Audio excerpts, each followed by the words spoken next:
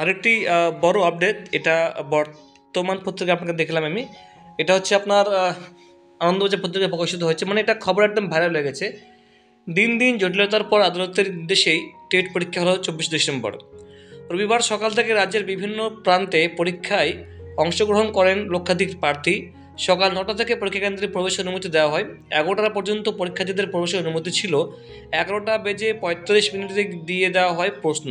12টা থেকে পরীক্ষা শুরু হওয়ার 1 ঘন্টার মধ্যে প্রশ্ন ফাঁস, মানে 1 ঘন্টার মধ্যে 1 ঘন্টা থেকে 1.5 ঘন্টার মধ্যে পরীক্ষার প্রশ্ন ফাঁস, সেটা ফেসবুকে এবং OMR শিটটাও দেখুন।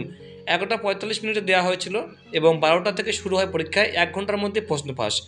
অভিযোগ, আবার প্রশ্নপত্র যে অংশে ফেসবুকে ভাইরাল হয়েছে তার সঙ্গে সঙ্গে মিল রয়েছে টেট পরীক্ষার প্রশ্নের। যদিও পর্ষদ সচিব পার্থ কর্মকারের বক্তব্য, তাদের কাছে কোনো লিখিত অভিযোগ আসেনি। প্রশ্ন ফাঁস প্রসঙ্গে তাকে প্রশ্ন করা হলে তিনি বলেন, পর্ষদকে কালিমালিপ্ত করতেই কোনো অসাধু ব্যক্তি এই কাজ করেছেন। সংবাদ মাধ্যমের থেকে জানতে পেরেছি, কোনো লিখিত অভিযোগ এখনো পাইনি। পর্ষদ তদন্ত করবে এবং যাবতীয় ব্যবস্থা নিবে এ বিষয়ে।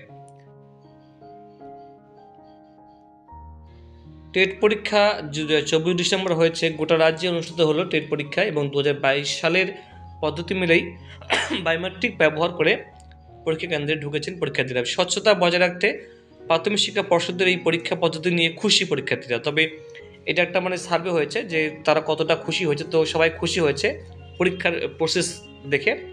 তবে সংশয় রয়েছে, তাতে হচ্ছে 2022 সালে পরীক্ষার্থীরাও এখনও হাতে নিয়োগপত্র পাননি। এবার 2023 সালেও পরীক্ষা দিচ্ছেন লক্ষাধিক পরীক্ষার্থীরা।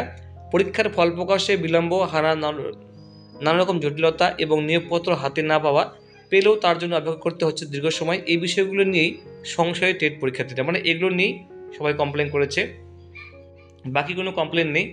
তো দেখুন বন্ধুরা, আপনার মতামত কি, যে পরীক্ষাটা আপনি দিলেন টেট পরীক্ষা, সেই পরীক্ষাটা আপনার মতামত কি অবশ্যই জানাবেন, এবং পরীক্ষার প্রশ্ন কেমন হয়েছে, আর এটা রেজাল্ট কবে প্রকাশিত হবে সেটা এখনও পর্যন্ত অফিসিয়ালি ঘোষণা করেনি। তবে এটা মার্চ থেকে ফেব্রুয়ারি মাস নাগাদ, কিন্তু এটা ফেব্রুয়ারি মাস থেকে মার্চ মাসের নাগাদ কিন্তু প্রাইমারি পরীক্ষার ফল রেজাল্ট ঘোষণা হতে পারে ওয়েবসাইটে।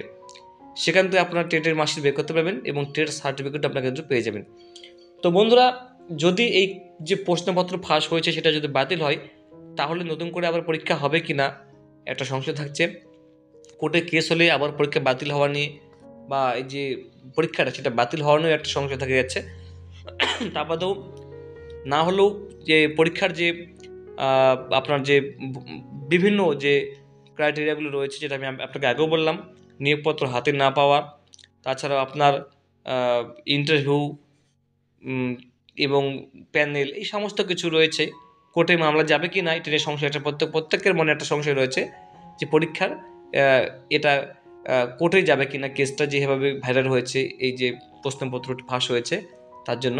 তবে রেজাল্ট কিন্তু যদি সব ঠিক থাকে তাহলে ফেব্রুয়ারি মাসে কিন্তু রেজাল্ট প্রকাশিত হবে বন্ধুরা। তো এই ছিল আপডেট। Thank you.